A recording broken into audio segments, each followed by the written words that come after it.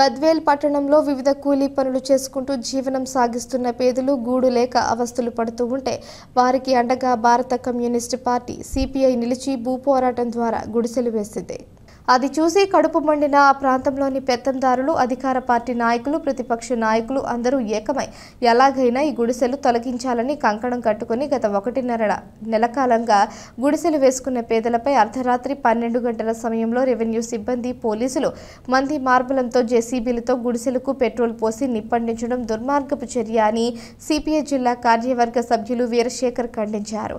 మంగళవారం ఖాళీ బూడిదైన గుడిసెలను ఆయన బద్వేల్ రూరల్ కార్యదర్శి నాగదాసరి ఇమాన్యుయల్తో కలిసి పరిశీలించారు.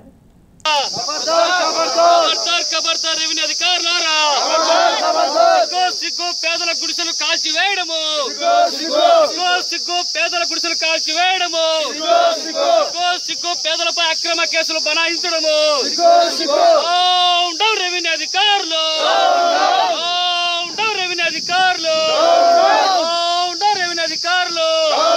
న్యాయం చేయాలి పేదలకు,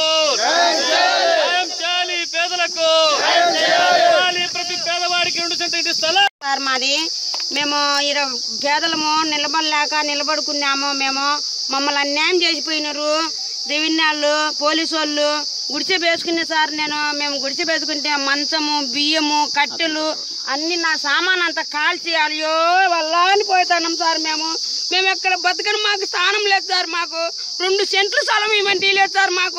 మేము ఏం బతుకోవాలి సార్. మేము వారం నుంచి పిల్లలు మేము అగసాట్లు పడుతున్నాం సార్. మేము కూడు లేక నీళ్లు లేక 2 సెంట్ల స్థలం ఏమంటే మాకు ఇలేదు సార్.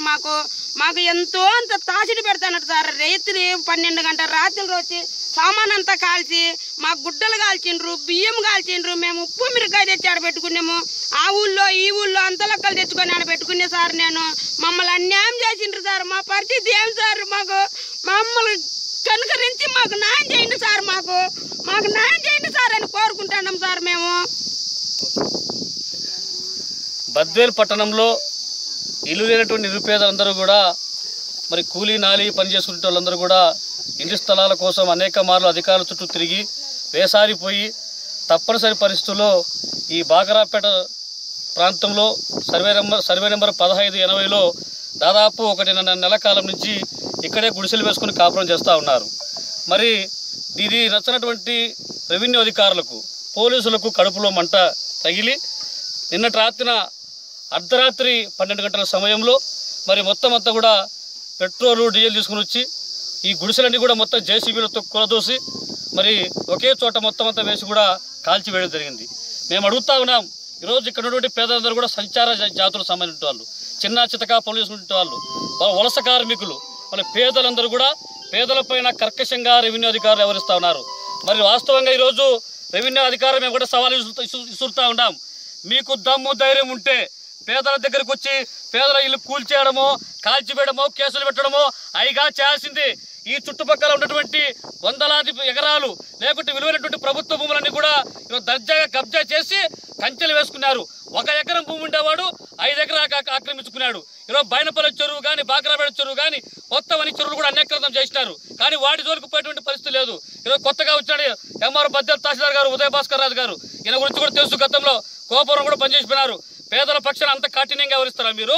ఈరోజు పేదలందరూ చిన్న చిత్తగా చేసుకుని గుడిసెల్లో చిన్న మంచాలు వేసుకొని, బోకులు పెట్టుకొని, మరి బియ్యం పెట్టుకొని వండుకుంటూ ఇక్కడే తింటూ ఉంటే మీకు వచ్చిన నష్టం ఏంటని మేము అడుగుతున్నాం.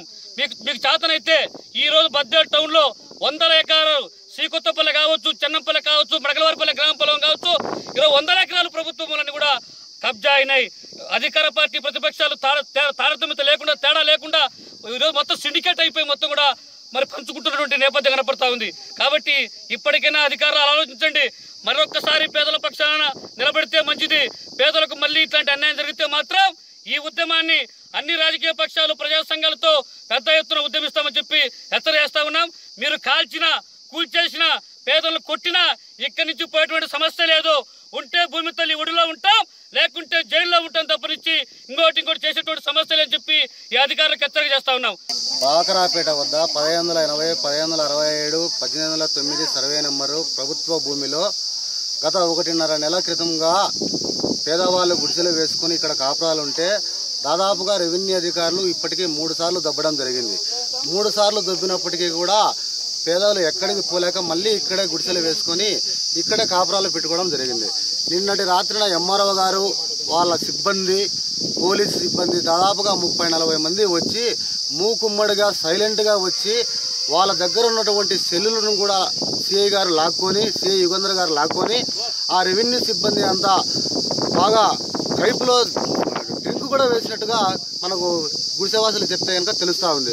ఆ విధంగా వాళ్ళందరూ కూడా గుడిసెలకు పెట్రోల్ పోసి నిప్పంటించి కాల్చి ఊలలు కేకలు వేస్తూ పేదల గుడిసెలు కాల్చినామనేటువంటి ఆనందోత్సవంలో వాళ్ళందరూ కూడా ఈ 30-40 మంది రెవెన్యూ సిబ్బంది, పోలీసు యంత్రాంగం పోవడం జరిగింది. మేము అడుగుతా ఉన్నాం.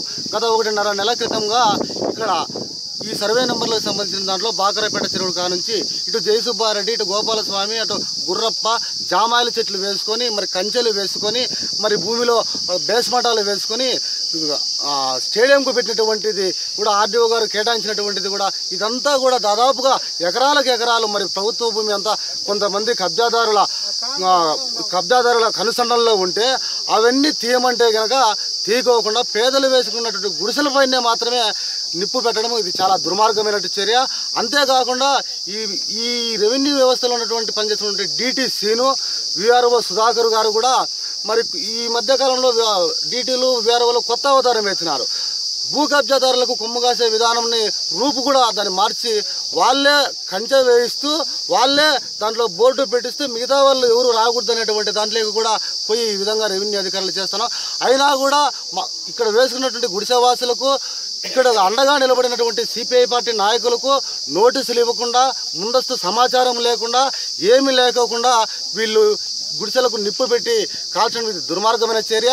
డిటి సీను పైన, విఆర్ఓ సుధాకర్ పైన, ఎంఆర్ఓ గారి పైన, సిఐ యుగంధర్ గారి పైన, రెవెన్యూ పోలీసు యంత్రాంగం పైన కూడా మేము కోర్టుకు కూడా ఆశ్రయించి పేదలకు న్యాయం జరిగేంత వరకు కూడా మేము ఇక్కడే ఈ భూమిలోనే ఉంటామని చెప్తున్నాము. మళ్ళీ పేదలను సమీకరించి ఇదే స్థలంలో గుడిసెలు వేపిస్తాము. మేము